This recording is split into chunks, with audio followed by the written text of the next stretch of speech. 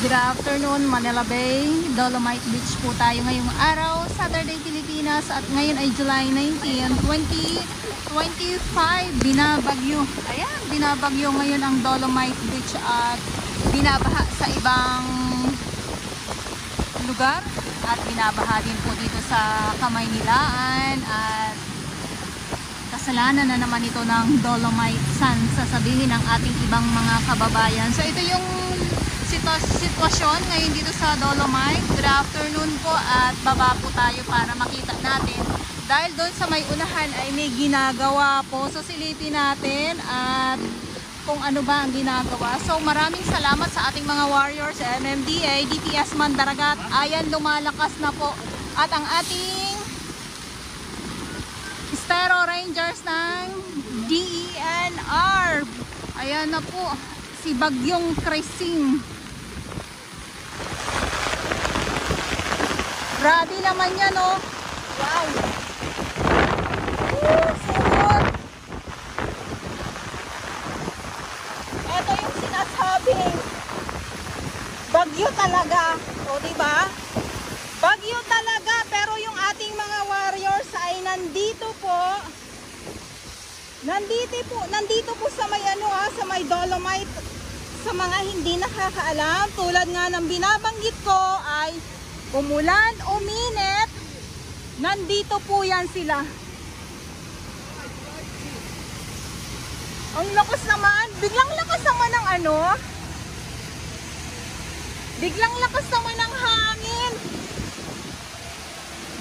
Alam nyo po yung saktong-sakto na saktong ng pagdating ko. Tapos biglang lumakas yung hangin at ulan. Ito yung sinasabi ko na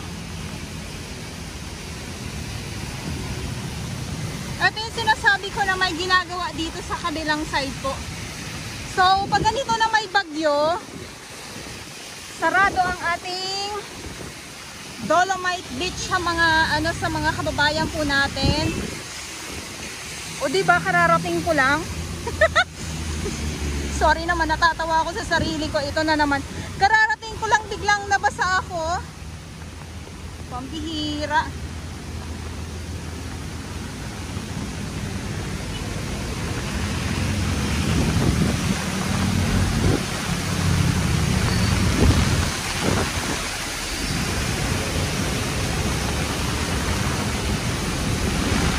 Minsan pinaglalaroan din ako ng mga ganitong pangyayari, Yung kanina naglalakad ako, hindi malakas ang hangin, hindi malakas ang ulan. Doon sa kabilang side. Pero nung nandito na ako ay eto na po tayo sa Dolomite. Sarado po sa publiko. Ngayon naman nandito na ako sa Dolomite Beach ay biglang sarado. Biglang lumakas ang ulan. At dito nga po ay nandito yung ating DPWH po. Ayan. May truck sila dito na nakaabang kasi nga po ay baka magbaha.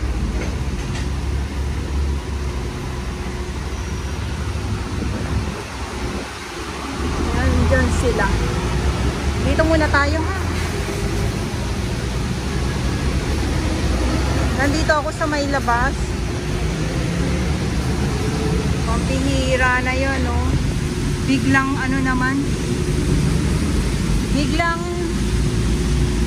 biglang lakas ng ulan at hangin. Silip muna tayo dito sa dalampasigan ng Dolomite Beach ngayong hapon na po.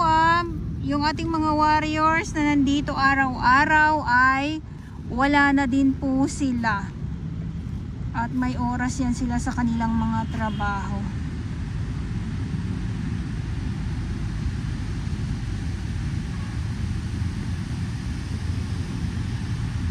So nandito pa din ang Dolomite Beach at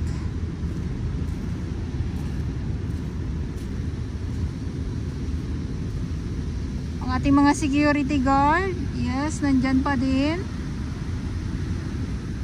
Umulan, uminit, bumagyo, Meron pong mga iilan ng mga kalat. Ito naman ay inaalis naman po ito ng ating mga ng ating mga warriors.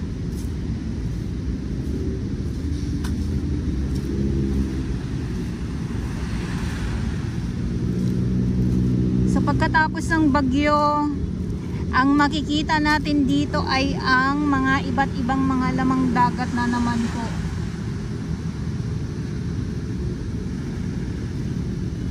Dito muna tayo, ha.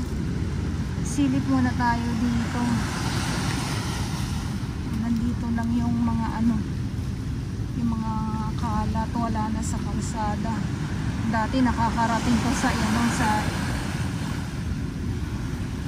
sa kalsada yung mga kalat, pero ngayon nandito na lang o nasa dalampasigan na lang po.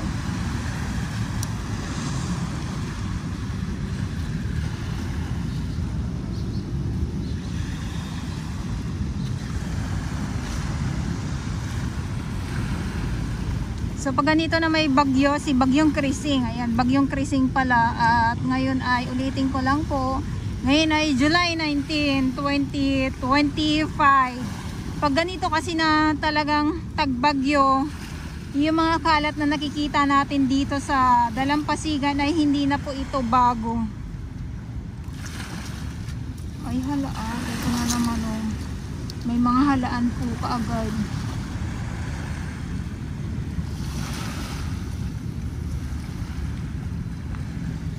Mga halaan at mga batotoy. Buti na lang huminto yung ulan, pero parang may babagsak uli. Pambihira na yan.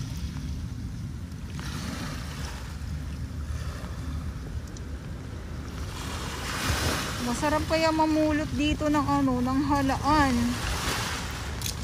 May alimasag na. Ayan na nga. Oh my goodness. Talagang inaano tayo, siniswerte talaga tayo ah.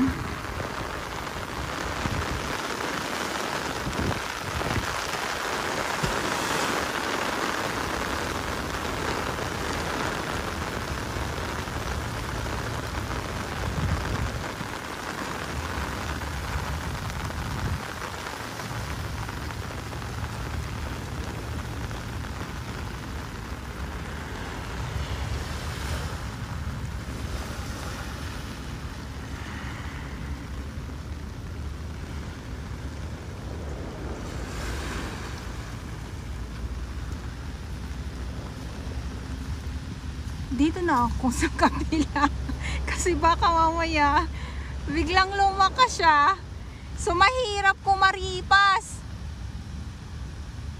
Kanina nga nagmamadali na nga ako kanina, sa totoo lang, dahil biglang lakas ng hangin at saka ng ulan.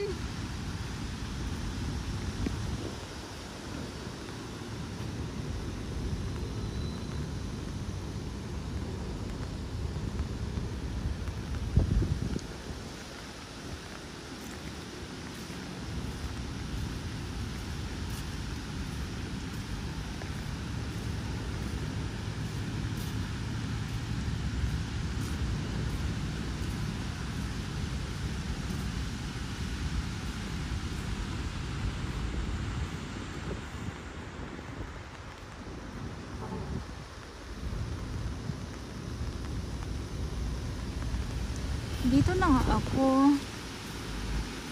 Lakad tayo dito na sa kung saan ay pwede tayong sumilong. Pabugso-bugso yung yung ulan.